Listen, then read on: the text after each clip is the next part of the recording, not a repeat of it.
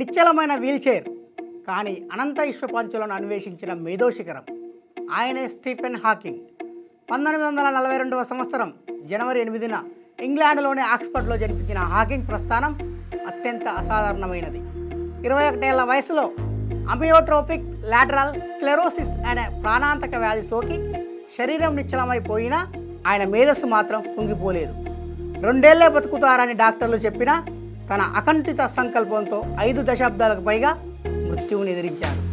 Black holes, big bang థియరీలపై ఆయన చేసిన పరిశోధనలు సైన్స్ ప్రపంచంలో విప్లవం సృష్టించాయి.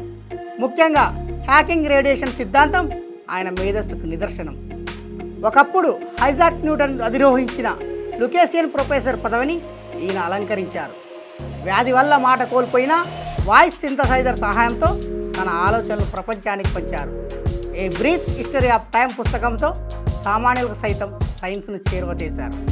2018లో ఆయన భౌతికంగా దూరమైన జీవితం ఎంత కష్టంగా ఉన్నా మనం సాధించగలిగేది ఏదో ఒకటి తప్పక ఉంటుంది అన్న ఆయన మాటలు మనకు నిత్య స్ఫూర్తి.